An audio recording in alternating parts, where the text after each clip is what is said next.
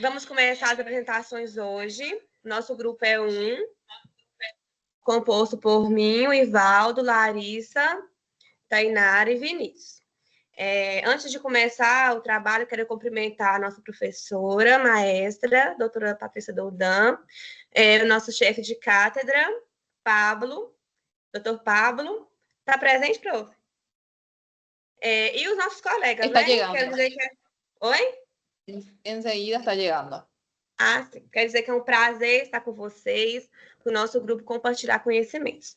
Então, o nosso grupo ficou responsável de falar com vocês, né, sobre os sentidos químicos do gosto e olfato.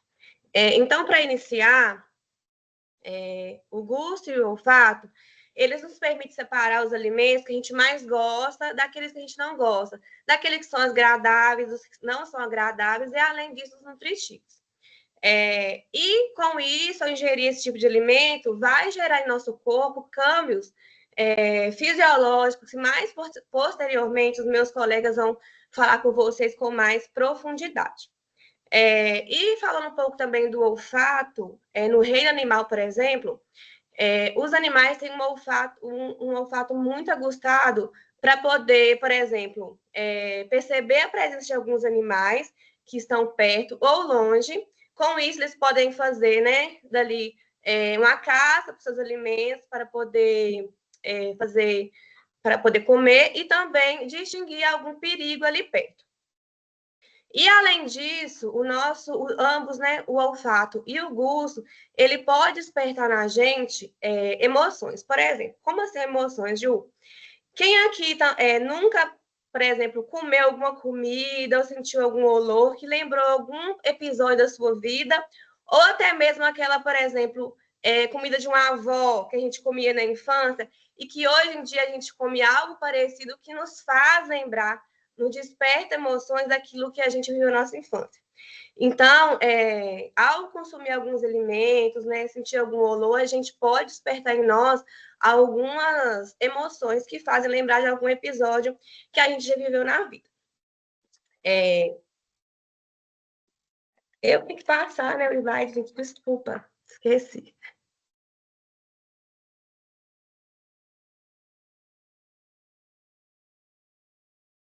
Tá dando para ver? Está sim. Deixa eu colocar aqui na câmera de novo.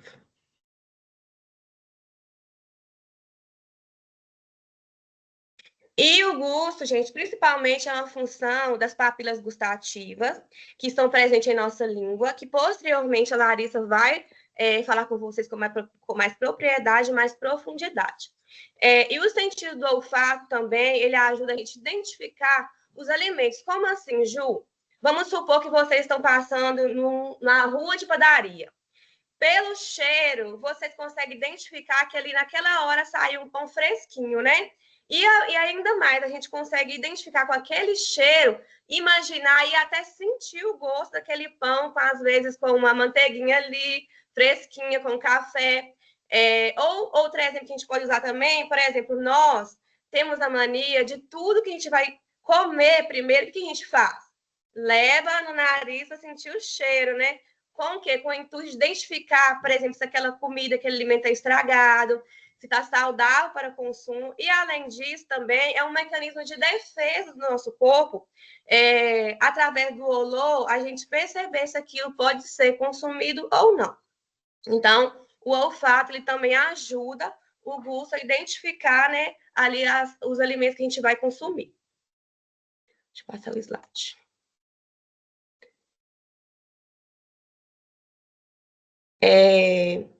E agora, entrando um pouquinho na parte dos gostos mesmo, eles são classificados em 5 categorias.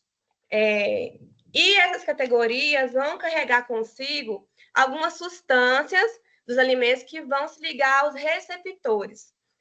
Vamos começar pelo ácido. Deixa eu ver aqui. O ácido, ou agro, né, como muita gente fala também, ele daqueles alimentos, como o próprio nome diz, ácido, azedo, cítrico, está presente em alimentos que tem um gosto ácido. Como a gente pode usar, por exemplo, o limão. O limão é uma fruta que é muito ácida e o ácido carrega com ele o íon de hidrogênio. O que esse íon de hidrogênio faz? Dá mais acidez ao alimento. Então, quanto mais ácido o alimento mais concentração de íons de hidrogênio ele vai ter. Passando aqui por gosto amargo, ele é composto por duas principais substâncias orgânicas, né, que é o nitrógeno. O nitrógeno é responsável por dar, por exemplo, transformar um sabor doce a um sabor amargo. E nós também temos outro exemplo de substância do amargo, os alcaloides, que podemos usar como exemplo a quinina.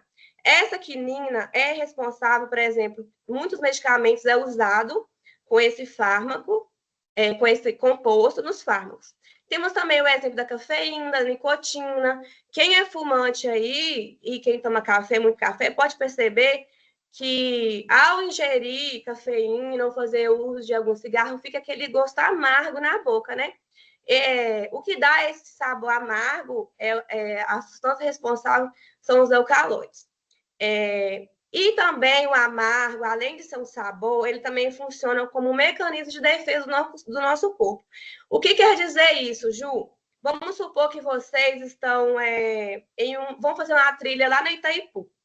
E nessa trilha vocês se perdem, por um dia, 2 dias, e logo o organismo de vocês precisam se alimentar de alguma forma para manter, né, o bom funcionamento. O que a pessoa acaba fazendo nessas trilhas, né? Com muito costume, até a gente já fez.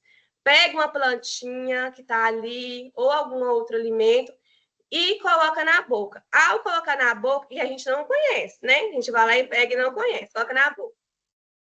Meu Deus.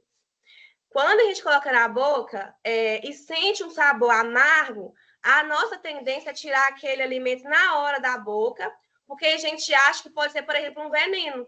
Então, é um mecanismo também de defesa do nosso corpo esse gosto, o gosto amargo. Temos também o gosto umami, que ele é considerado o sabor mais delicioso de todos os 5. Umami vem do nome japonês, que significa delicioso. E nesse umami contém uma substância química que chama glutamato. Esse glutamato ele é responsável por dar prazer, sensação de prazer e excitação ao comer o alimento. Isso justifica o porquê que a gente gosta tanto de carne, justifica o porquê que a gente gosta tanto de queijo, justamente por esse composto que tem, que é o L-glutamato. Sobre o salado, que para a gente é o salgado, o próprio nome já fala, né? Salgado. Está presente em alimentos com muito sal, sais ionizados. E o interessante desse gosto é o seguinte, que vocês podem perceber que, por exemplo, se vocês comem algum alimento que está mais açucarado ou tem um pouquinho de amargo, vocês colocam na boca e tentam identificar, fica ali tentando identificar qual gosto realmente tem o alimento. Já esse salgado, ele tem vários íons que ativam vários receptores de uma vez só, que dá para vocês a resposta muito mais rápida do que vocês estão comendo realmente é alguma coisa salgada. Então, vocês podem perceber a diferença de quando a gente consome alguma coisa com sal, rapidamente vocês podem perceber, não, isso aqui é salgado. Mas quando vocês comem outra coisa, vocês tentam, às vezes, identificar naquele sabor ali se é um amargo, se é um doce, demora mais tempo. Já o sal, não, né? O salado, não. Vocês colocam na boca e já na hora consegue identificar. Agora, o doce, ele não é uma substância só e nem duas que vai estar presente nele, mas a junção de várias, como, por exemplo, o açúcar, os álcooles, os aldeídos e alguns aminoácidos. E lembrando também que o íons lá que eu já falei, que é o do hidrogênio, nitrógeno, ele pode converter esse doce, esse sabor doce, a um gosto amargo. Ele pode fazer esse câmbio de gosto. E agora eu vou passar para minha amiga Larissa, dar continuidade ao trabalho. Graças, prof.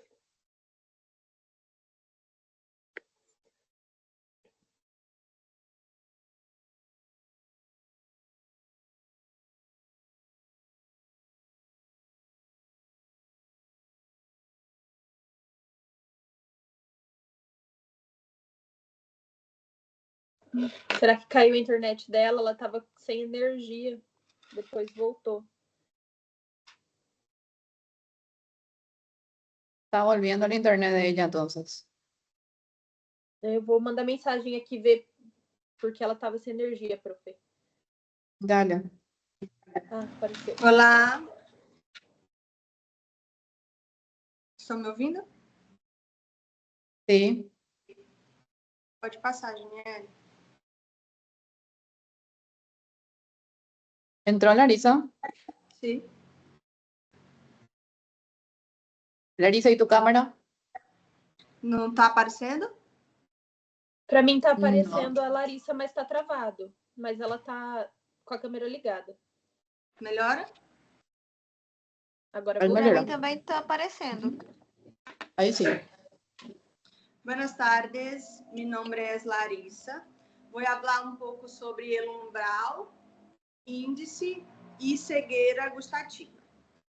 O umbral é a concentração mínima de uma substância capaz de produzir os gustos.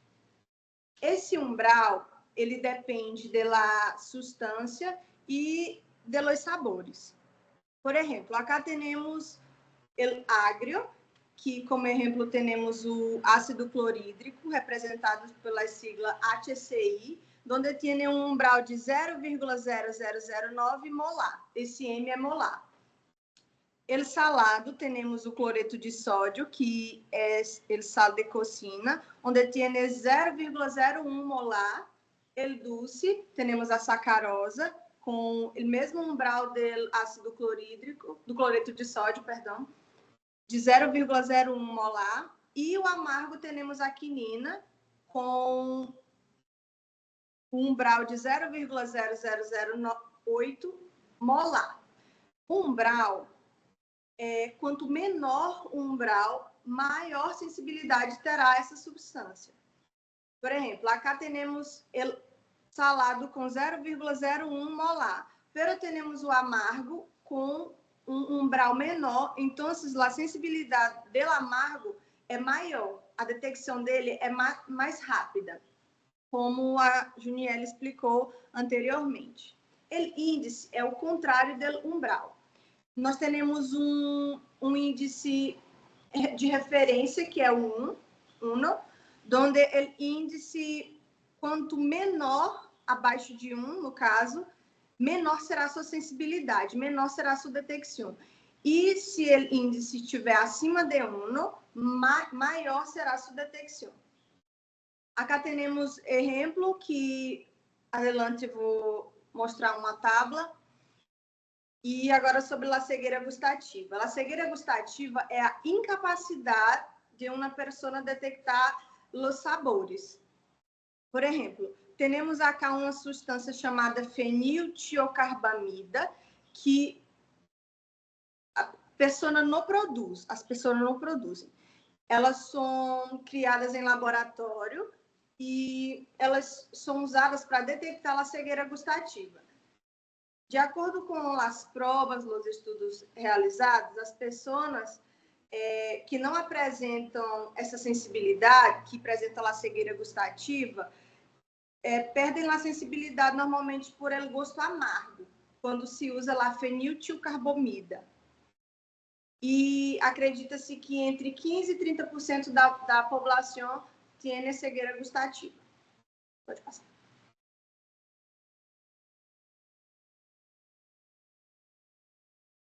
Passar.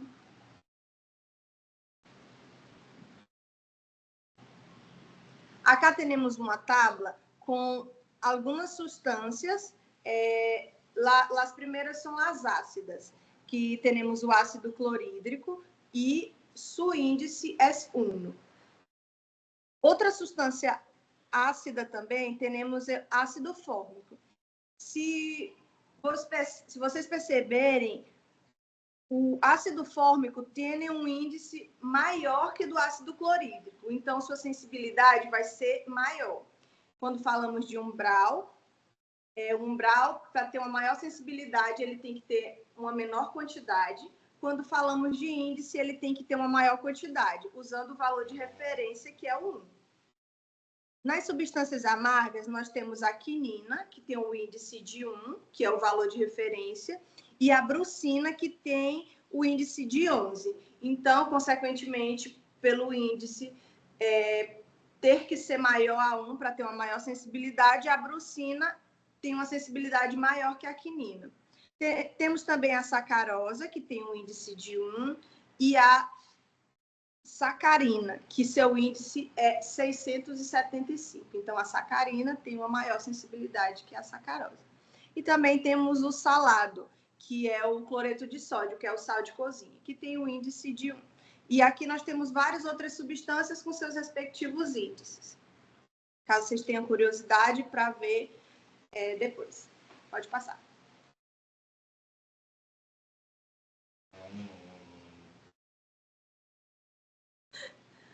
Las yemas gustativas e sua função. Las yemas gustativas, elas também podem ser chamadas de botones gustativos. Essas yemas, elas têm várias células. Dentre essas células, nós temos as células epiteliais modificadas, que dentre elas tem as células de sustento, tem as células receptoras, que são aquelas células sensitivas, e temos principalmente as células gustativas, que normalmente tem entre 100 células gustativas.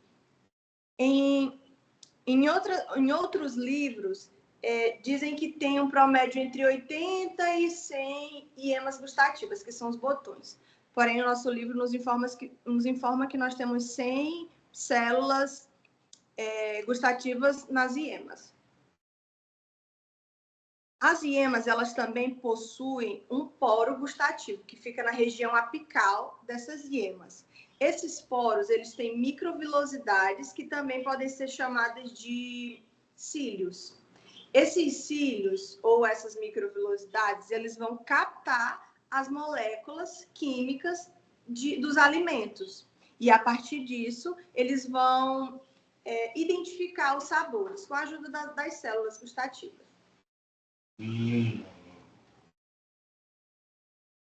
Pode passar.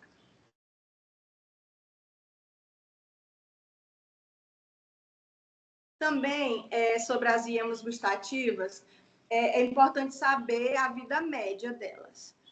É em torno de 2 dias a 3 semanas. Porém, o nosso livro informa que nós temos uma vida média de 10 dias, porque algumas sofrem apoptose com apenas 2 dias, outras sofrem apoptose mais tardia, com 3 semanas. Então, o nosso livro nos informa que nós temos uma vida média de 10 dias, que fica na metade. E as iemas, nós temos entre 3.000 e 10.000 iemas, onde elas são localizadas na língua e em outras localizações, como, por exemplo, nas amígdalas, no esôfago, mas no momento que importa para a gente são as da língua. Elas são localizadas em três papilas gustativas. Nós temos 4 papilas. Uma delas é a filiforme, que é a que nós temos em maior abundância, que está distribuída em toda a língua, porém, essa filiforme, ela não possui as iemas gustativas, não possui esses botões. Então, elas não são responsáveis por detectar os sabores. Ela é distribuída em toda a língua e as papilas gustativas que apresentam os botões são as fungiformes, que elas são localizadas em 2/3 anteriores da língua. E sobre a localização da língua, essa parte da ponta da língua é a que detecta o gosto doce. Temos também as caliciformes, que também são chamadas de circunvaladas. Elas estão localizadas no terço posterior da língua. E nessa localização da língua se detecta normalmente o gosto amargo. E nós temos as papilas foliadas ou foliáceas, que são localizadas nas laterais da língua. E na lateral da língua, normalmente se detecta o sabor ácido e salgado. Pode passar. Agora o Vinícius vai dar continuidade falando sobre as células gustativas.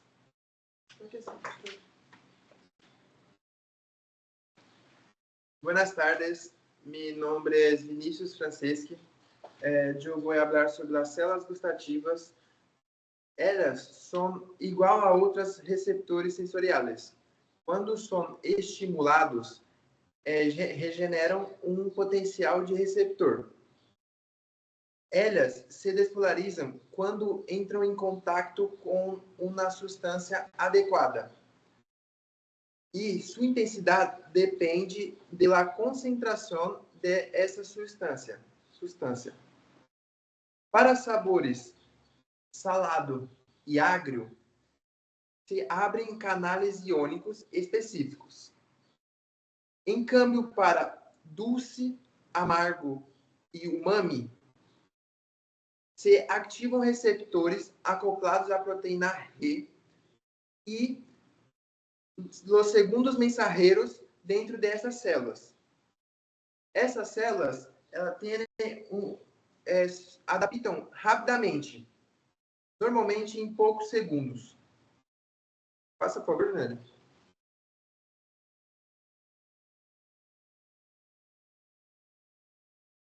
Obrigado. A transmissão de sinais gustativos ocorre em distintas vias nerviosas. Em los 2/3 anteriores da língua, a informação viaja por el nervio lingual, luego en las cuerdas del tímpano, después en nervio facial, hasta el tracto solitário. La porción posterior de la lengua y la orofaríngeo hacen por medio del nervio glossofaríngeo. E la base de la lengua e la faringe pelo nervio vago. Todas essas fibras nerviosas, elas terminam convertindo-se em el tracto solitário, em el tronco encefálico. Desde o tracto solitário, a informação proyecta ao tálamo e depois, finalmente, a la corteza gustativa, em la ínsula e la circunvulaciones pós-central. Además, algumas fibras ligam aos núcleos salivales, onde controlam a secreção de saliva. E como o gusto tem uma adaptação rápida, quem é responsável por isso é as papilas gustativas e o sistema nervioso central. Passa, por favor.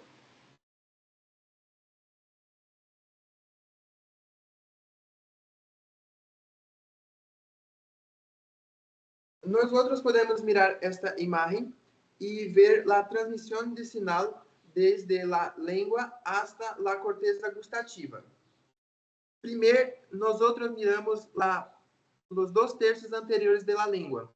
Podemos ver que passa pelo nervio facial, através da corda do tímpano. Depois, a região posterior da língua pelo nervio glossofaríngeo e a faringe pelo nervio vago. Todas as 3 inervações terminam em el núcleo do tracto solitário. Depois, a informação asciende ao núcleo ventral posteromedial do tálamo e, finalmente, a corteza gustativa, localizado na ínsula e circunvulações central. Pós-central, perdão. Faça, por favor. Agora, sobre o sentido do olfato. O olfato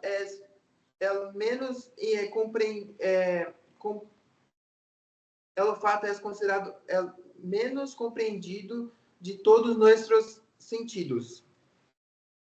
Isto deve que é um fenômeno subjetivo, lo que hace muito difícil estudá-lo entre todos todo em animais inferiores.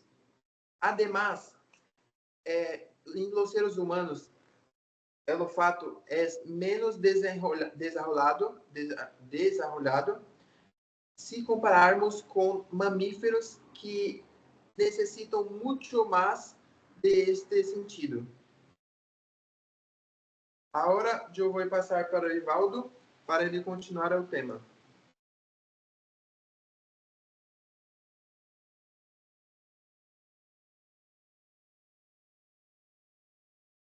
Buenas tardes, doutora. Y buenas tardes también a todos los otros compañeros. Yo iré hablar un poco sobre la membrana olfativa.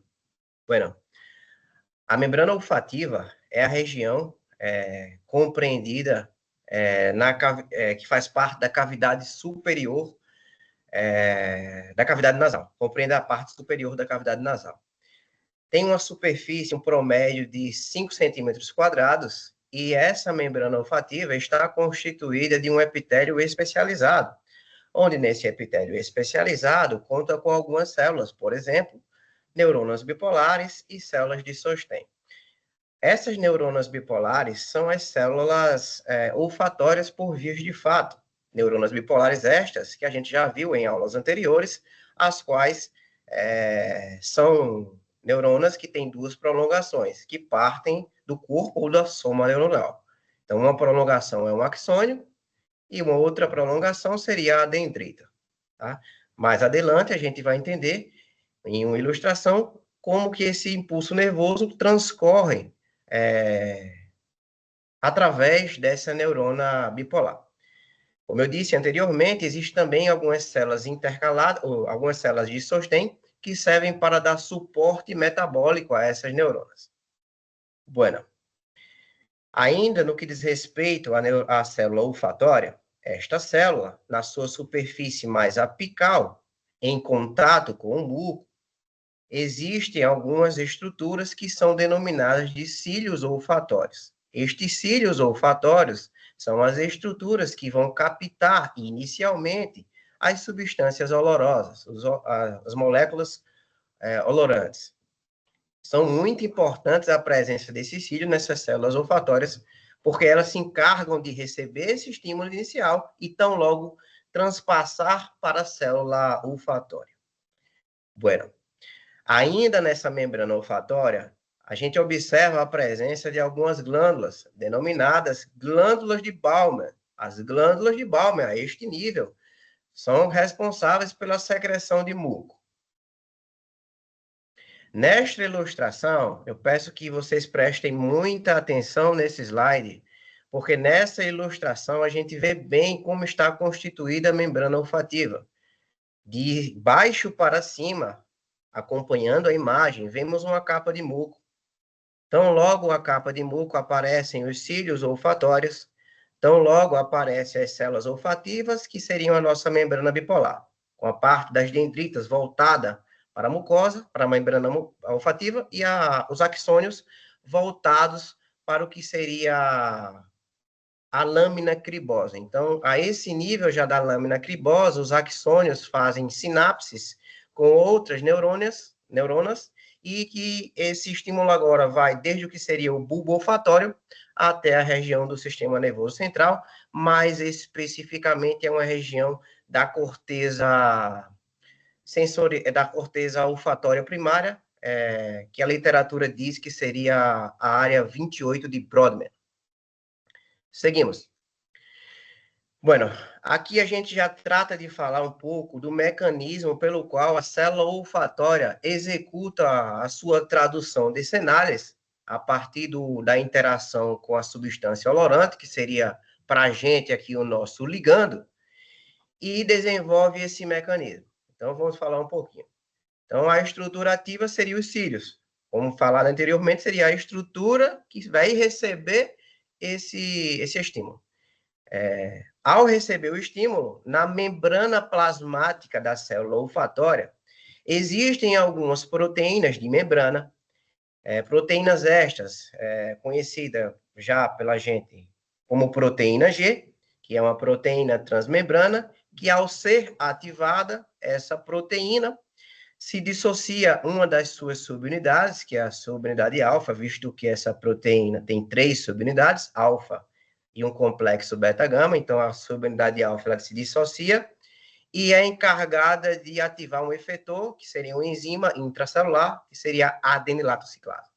Uma vez que a adenilatociclase está ativa, essa enzima tem um papel fundamental de converter o ATP intracelular em AMP cíclico. O AMP cíclico, uma vez formado, ele é encarregado de abrir um canal iônico na membrana.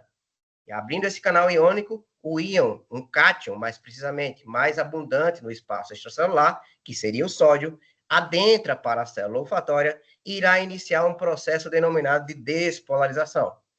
Nesse momento, a célula se encontra em uma voltagem de mais ou menos menos 55 milivolts em estado de repouso. Porém, à medida que o sódio entra, se altera a voltagem da célula, deixando essa célula agora um pouco mais positiva, ao atingir uma voltagem de menos 30 milivolts mais ou menos, irá ser gerado vários potenciais de ação que chegarão ao sistema nervoso central.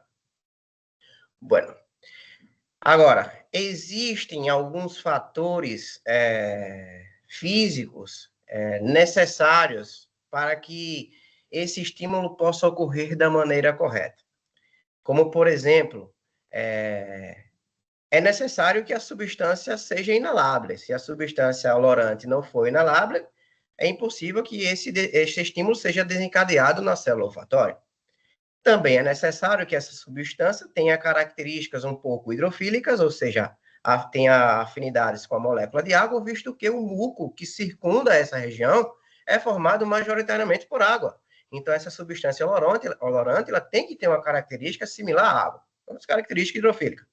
Agora, tem que ter também um pouco de característica lipofílica, uma vez que esses cílios, que a gente já falou anteriormente, são prolongações da membrana que têm uma característica lipídica também. Então, essa substância olorante ela tem que compactuar com esses cílios para que possa ser também difundida até a membrana plasmática.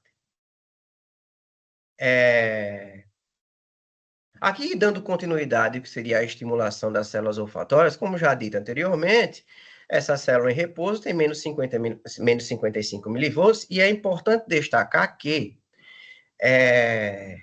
essas células em repouso, elas emitem alguns potenciais de ação, com uma frequência mais baixa, mas emitem alguns potenciais de ação, tá? E assim que houver o mecanismo de despolarização pela entrada do sódio, a frequência do disparo, ou seja, a frequência com que o potencial de ação é gerado é muito maior do que quando a célula está em repouso, tá? E a literatura, o nosso livro, ele diz assim, que a frequência, ou seja, a intensidade do impulso, ele é proporcional à intensidade da resposta, limitado por um mecanismo inibitório. O que é que isso quer dizer? Que quanto maior for o estímulo inicial, maior será a resposta, porém será limitada por um mecanismo inibitório. E que mecanismo inibitório seria esse? Acontece que, a nível do sistema nervoso central, do encéfalo, saem algumas prolongações, algumas fibras nervosas que descendem pelo trato olfatório, e ao chegar a nível do que seria o bulbo olfatório, essas fibras nervosas irão ativar algumas células que ali estão no bulbo, chamadas de células de los granos, assim diz o livro, são células granulosas, e a partir da ativação dessas células, essas células contam com receptores inibitórios, e a partir dessa ativação irão desencadear uma tradução de sinais que irá suprimir ou inativar esse estímulo original. E aí o que garante o nosso mecanismo fisiológico. Aí é mais do que um exemplo, né, doutora? De um feedback negativo, de uma retroalimentação negativa. Muito bem. Aqui é só um resumo do que a gente está falando, onde a gente já observa na imagem a substância odorante interagindo com a proteína G, transmembrana, como vocês muito bem veem na imagem. Essa subunidade alfa em verde, ela se dissocia, ativa o efetor, e todo o mecanismo é executado. Antes de passar para minha colega Tainara, eu gostaria de voltar nessa imagem, doutora, porque tem alguns aspectos clínicos observáveis que cabemos destacar. Por exemplo, mais recentemente, doutora, a gente observou que o vírus da Covid-19 era um vírus que causava uma perda temporária do olfato das pessoas que eram cometidas por esse vírus. Então, o vírus, gente, e pessoal que também está na chamada, o vírus da Covid-19, ele atua mais especificamente em receptores que estão nessas células de sostém. Não diretamente, não diretamente inflige uma causa nas células olfatórias, mas nessas células sustentaculares tem receptores que reconhecem esse vírus da Covid-19 e essas células sustentaculares, ao reconhecer o vírus adentra essa célula, a célula vai causar um processo de morte celular programada e como essas células sustentaculares elas servem para dar suporte metabólico às células olfatórias, acabam que a transmissão do impulso nervoso é danificada. Assim também como acontece em outras patologias, como uma rinocinusite, que irá afetar também, vai ter uma inflamação a esse nível, que irá afetar a transmissão dos impulsos nervosos, um trauma crânioencefálico, um TCE, que afete a lâmina cribosa e comprima os ramilhetes do nervo olfatório. Então, são enfermidades clínicas observáveis, né, no que diz respeito a esse nível, a essa constituição da membrana olfativa e ao tema proposto. Agora eu passo a fala para minha colega Tainara e peço para que continuem atentos ao tema. Obrigado. Estão me ouvindo? Sim. Eu vou falar Sim. um pouco sobre a indagação das sensações olfatórias, né? A gente, no início, tem a classificação histórica. A classificação histórica, ela não é definitiva, né? Ela é, na verdade, não definitiva, porque ela tem diversas classificações com o decorrer do tempo. Atualmente, a mais utilizada é a que a gente colocou aí, que é a alcanforada, que é a descrição de um olor penetrante, fresco, a mesclada, que é um olor animal ou terroso, a floral, que é um olor doce, suave, o menta, que é uma sensação fresca e quase fria, a etérea, que é ligeira, volátil, associada a dissolventes, a picante, que é irritante ao nosso olfato, e a pútrida, que seria um olor de decomposição. Na evidência genética, nosso olfato pode diferenciar ao menos 100 sensações primárias de olores, pero essa percepção não é universal, porque tem pessoas que têm cegueira olfativa, que é a ausência da proteína receptora específica. Ou seja, a pessoa que tem cegueira olfativa não consegue sentir o olor de determinadas coisas. Já na natureza afetiva, está relacionada com agrado e desagrado, com alimentos e emoções que já sentimos o cheiro anteriormente.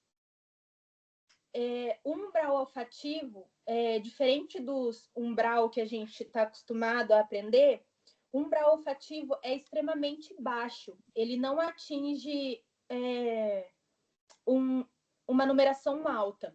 Um exemplo é o metilmercaptano, que ele é detectável a 25 bilionésimos de gramo por ml no ar. Ao contrário do umbral, a gente tem a intensidade percebida, que é o máximo alcançada. E o máximo de olor que o nosso nariz alcança sentir é de 10 a 50 vezes desse umbral. Porque a função do nosso sistema olfatório é detectar a presença de substâncias no ar e não medir uma intensidade. Então, a gente não consegue numerar a intensidade da substância que a gente está sentindo, mas a gente sabe diferenciar do que é o cheiro. Pode passar, Ju.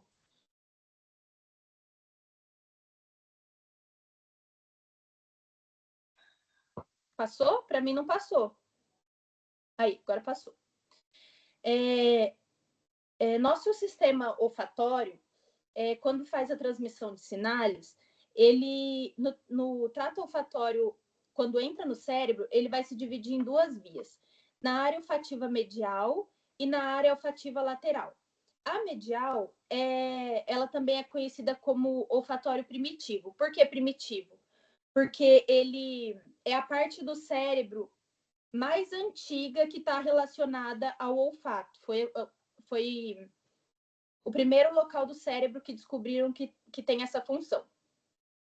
Ela está associada com comportamentos básicos e é controlada por núcleos septais do hipotálamo. Já a área olfativa lateral, ela vai se dividir em menos antigo e mais recente. O menos antigo, no caso da área olfativa lateral, ela inclui a corteza piriforme e os núcleos amidaloides. Ele vai conectar ao sistema límbico. Esse sistema vai estar relacionado com a aprendizagem e as aversões alimentares relacionadas ao cheiro. Ainda na área olfativa lateral, como eu disse, a gente vai ter o mais recente. O mais recente, ele passa pelo tálamo e chega à corteza orbitofrontal. Elas são responsáveis pela análise de consciência e pelo detalhamento dos cheiros, dos olores. Pode passar, amiga.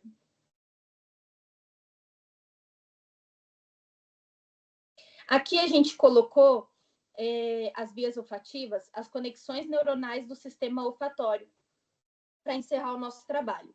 Na parte azul aí, roxinha clara, é só para a gente localizar onde é a área olfativa medial ou primitiva, que, como eu falei, está relacionado com as respostas instintivas e reflexas do nosso sistema olfatório.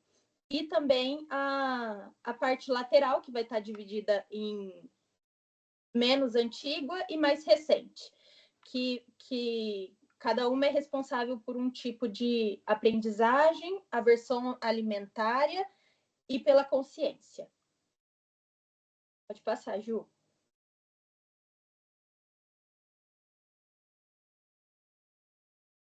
É isso. Obrigada.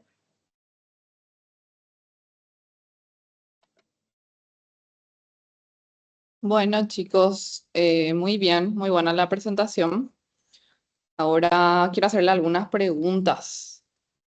Ivaldo ya robó una de mis preguntas. Yo les iba a preguntar la afectación del COVID en el gusto y en el olfato. ¿Por qué teníamos esa sintomatología de pérdida de gusto y de olfato? Entonces ahí ya se fue una de mis preguntas planeadas. Pero para los chicos que hablaron de gusto principalmente, ¿por qué nosotros somos más sensibles al sabor amargo que a los otros sabores? ¿Qué importancia biológica para nosotros tiene eso? Professora, Cualquiera posso del grupo responder? puede responder. Cualquiera del Posso grupo. responder? Sí. A gente tem essa sensibilidade ao sabor amargo porque a nossa biologia utiliza esse sistema de reconhecimento para que o nosso organismo tenha uma proteção, por exemplo, contra substâncias tóxicas, que têm uma característica similar a outras substâncias que geralmente a gente consome, que são amargas. Acredito que seja isso. ¿Alguien más? Prendan su cámara, por favor. Para deixar ligado? Sí. O gosto amargo, prof, é um mecanismo de defesa do corpo. Igual eu expliquei anteriormente. Se a gente está perdido na mata, a gente vai pegar qualquer coisa que está ali para se alimentar, o ato de colocar na boca e o organismo identificar que é algo amargo, já acende um alerta para a gente. Opa, alguma coisa está errado aí. E automaticamente já tira o alimento da boca, porque a gente já automaticamente já suspeita que seja, por exemplo, alguma coisa, um veneno, uma planta venenosa ou um alimento tóxico para o nosso organismo. Claro, es un mecanismo de defensa. Ahora, no sé quién fue el que habló, pero ¿Me pueden explicar resumidamente sobre la adaptación de las células gustativas? ¿Por qué se adaptan nuestras células gustativas? Então, eu vou falar. Os receptores que estão na membrana da célula olfatória, eles têm uma adaptação muito rápida. Cerca de 50% desses receptores se adaptam cerca de 1 segundo. Logo depois dessa adaptação primária, a adaptação ela cai um pouco. Isso significa dizer que o indivíduo ele vai sentir o cheiro e esse cheiro vai permanecer até um certo nível. Quando chegar no sistema nervoso central, que o sistema nervoso central executar um mecanismo inibitório, o indivíduo já não vai mais conseguir sentir um cheiro maior do que ele já sentiu. Então, essa é uma adaptação primeiramente rápida, depois mais lenta, e o sistema nervoso central, em torno de 1 minuto, mais ou menos, ele vai começar a inibir esse estímulo para que seja... acredito que seria isso. Desde que nosotros consumimos algo, entra en nuestra boca el alimento, ¿cuáles son los nervios que llevan la información de los sabores? Las fibras nerviosas que llevan la información hasta nuestra corteza, ¿cuáles son? É o nervo facial, o nervo glossofaríngeo e o vago. Ahora, olfato. Olfato. ¿Por qué nuestro olfato es menos desarrollado que el de otros animales?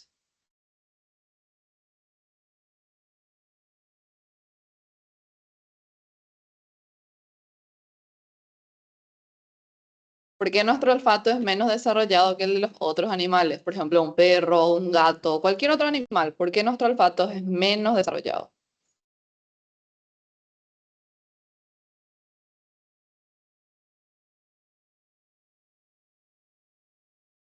Bueno, van a investigar eso, me van a encontrar en la siguiente aula. Ahora, alguien puede escribirme el camino así, resumidamente. Ivaldo explicó súper bien, pero resumidamente, cómo desde las fibras olfatorias va hasta la corteza. Así, a grandes rasgos nomás. Que vai da fibra olfatória para a corteza? Sí, así a grandes Então, rasgos. Los puntos então, principales. Tá. O axônio da neurona bipolar, ele sobe para o sistema nervoso central. Esses axônios se anastomosam e formam os filetes do nervo olfatório. Adentro, na lâmina cribosa, fazem uma sinapse primeiro a nível do bulbo, e essa sinapse depois, através de outra neurona, sobe para o sistema nervoso central, e aí vai ter o reconhecimento na área da corteza. Seria isso. Prof, sobre... a senhora falou do olfato dos animais e do humano.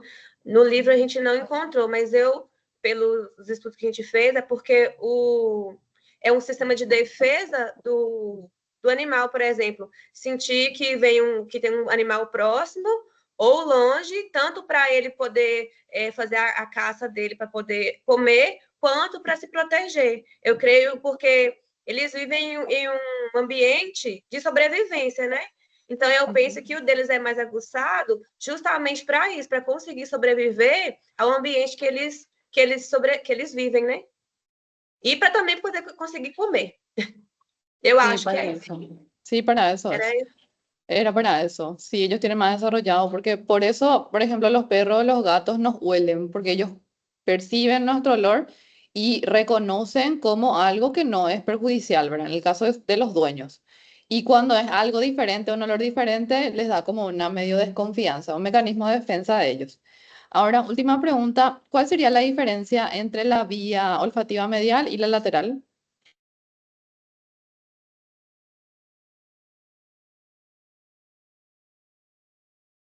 A lateral e a medial é porque a lateral ela é menos antiga, a medial ela é mais... É a que eu falei que é primitiva, né? Ela está mais relacionada com o nosso reflexo e instinto. E ela também é a via que foi a primeira a ser descoberta, que era necessária para a gente sentir o odor.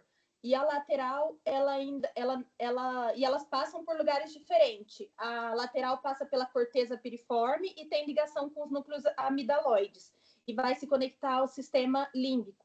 A medial não. ¿Y por qué tiene que conectarse al sistema límbico? Prof, quando a gente estava montando o slide, estava escrito que é porque esse sistema límbico ele é relacionado com a nossa aprendizagem e com as aversões aos alimentos. Exactamente, por eso.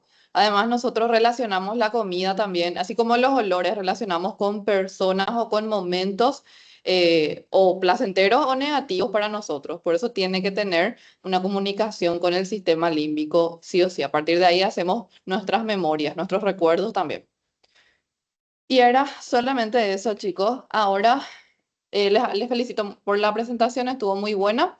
Y ahora lo que quiero es que todos los que están en la sala puedan prender su cámara para que yo pueda hacer una captura de los presentes para la asistencia, por favor. Ô, prof, deixa eu só fazer uma observação, que Sim. quando a gente estava montando os slides, a gente pensou também no restante dos alunos que poderiam usar o material, já que a gente não ia ter o escrito, para poder estudar para as provas.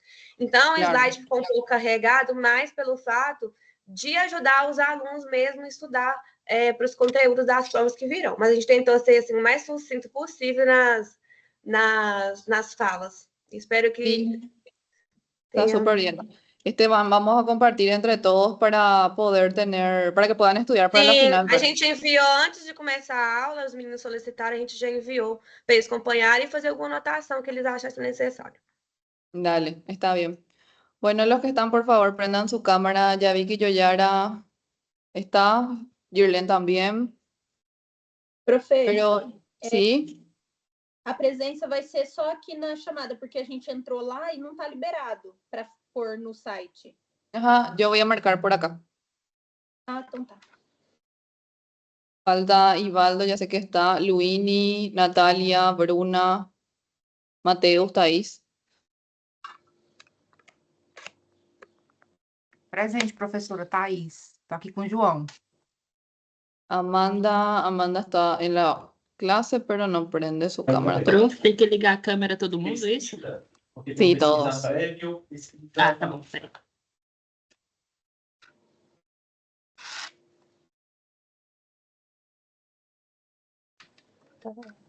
Eu vou só dar um aviso no grupo, porque o pessoal pode... Luini sí está. Girlen también. Thaís está. A Thaís está junto com o João. ¿Dónde está Joan? Ah, ya está, ya le vi. Ahí está Thaís. Después, a ver un poco, ¿quién más está acá? Daniela, Luciane, ahí ya les veo. A Luíne Nelson. falou que não consegue ligar a câmera. Sí, ya he visto ya en el chat. Después Nelson, Aline Moraes. Nelson está durmiendo seguro. Y por último, Amanda está. Ahí se ya vi tu mensaje también, no te preocupes. Bueno. Professor, me chamou, Alane. ¿Qué? Prof, nós aqui também não. Amanda Lojani. Ana Beatriz. Profe, yo también estoy. Ana Carla também, prof. ¿Dónde está Ana Carla? ¿Con quién está? Gabriela Carvalho também. Tá minha câmera. Bueno, escriban Profe, ahora. está bien. A ver un poco, ahí ya le vi. Sí, yo le vi. Ana Carla, después, ¿quién más? Ana Beatriz, prof. A Luana também está aqui. Victor, prof, também tô aqui, ó. Eu tô aqui. Prof, eu tô aqui também.